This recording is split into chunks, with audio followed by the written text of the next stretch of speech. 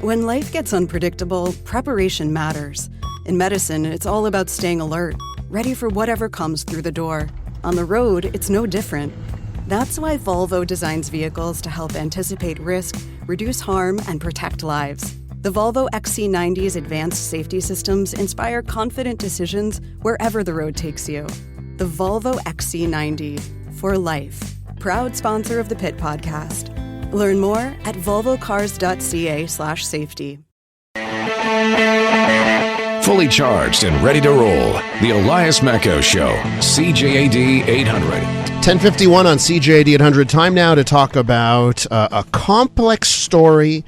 We touched on it earlier this week during the Big Five. It's a complex topic, and it really needs to be talked about. There have been various calls for an inquiry into Canada's anti-racism action program and how it came to fund an organization that was seemingly, as Mark H. Goldberg puts it, so intertwined with a consultant with a pattern of anti-Semitic comments characterized as reprehensible and vile. Mark H. Goldberg, an independent telecommunications industry consultant, joins us on the line. Mark, welcome to this program. Good morning. Normally, when I have a guest on, I sort of got my questions and know where to lead the discussion. On this issue, there are so many tentacles here and so many places to go.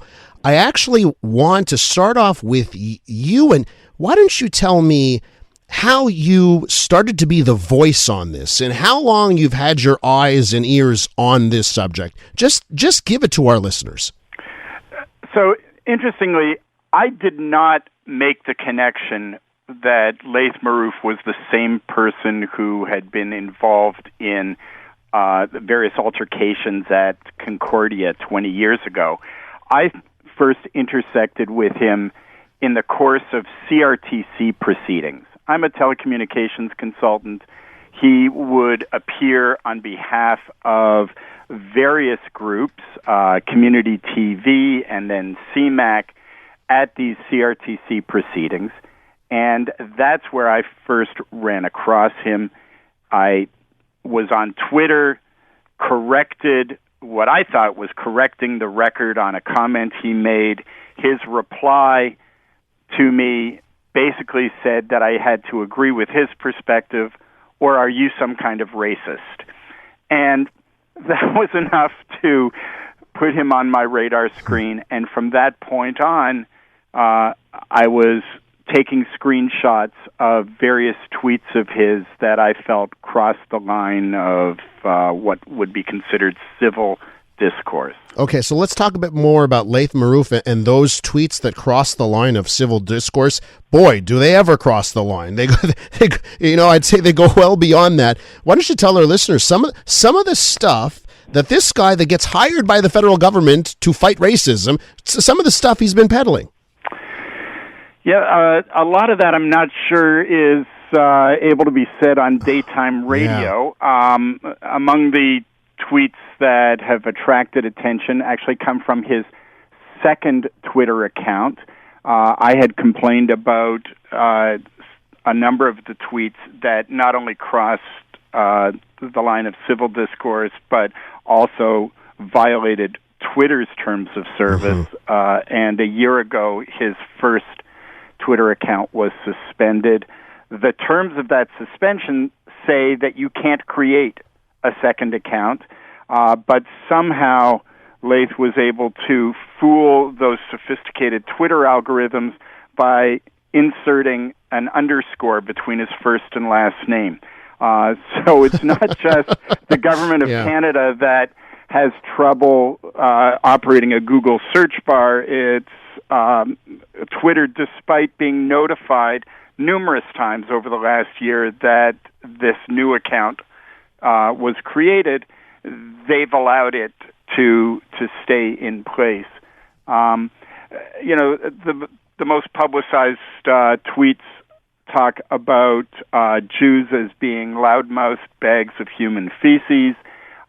He took on French Canadians at one point. He's was on a personal family trip to Washington, D.C., and made a point of visiting the Lincoln Memorial and telling Lincoln taking a picture of himself, giving Lincoln the bird, and saying that he was indicating what he thought of Lincoln's country.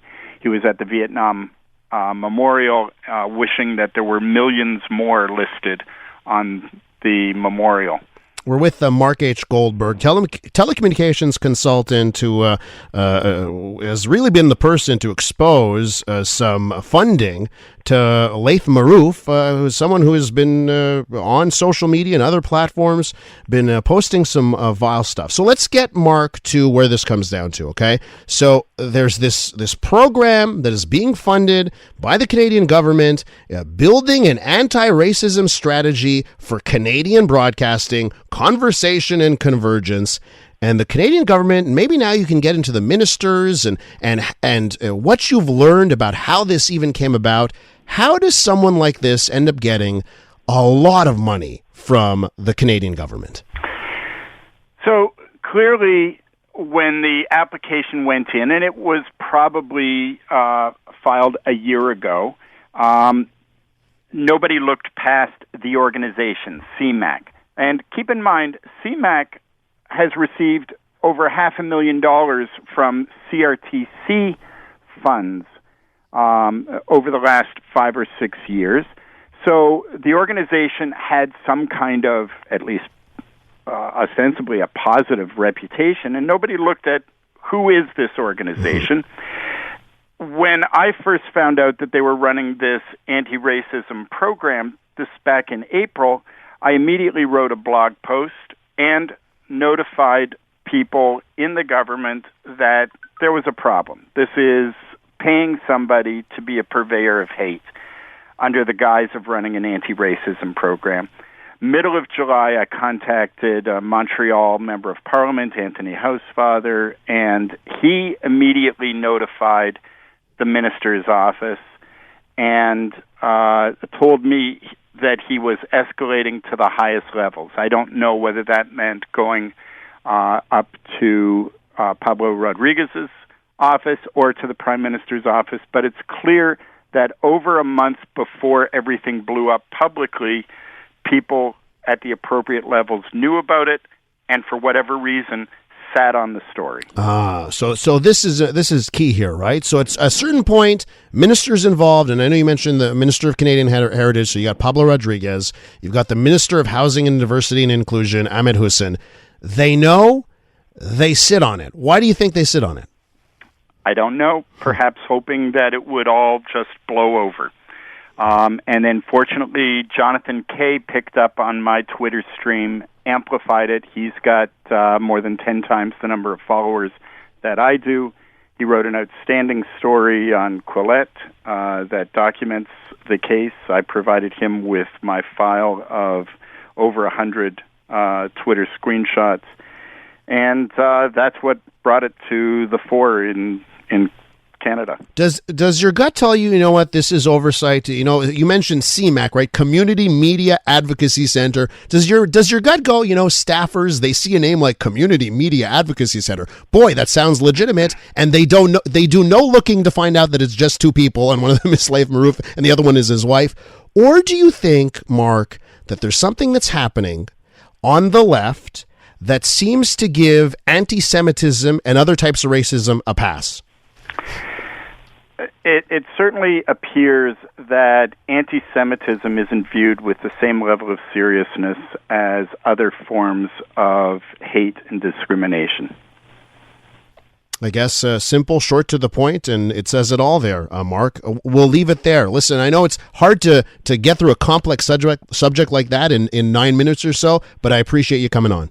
My pleasure. Maybe we'll talk again in the future. Thanks, Elias. Mark H. Goldberg is a telecommunications consultant, a must follow on Twitter, by the way, and I'll retweet a couple of his tweets sometime today so you can find him easily.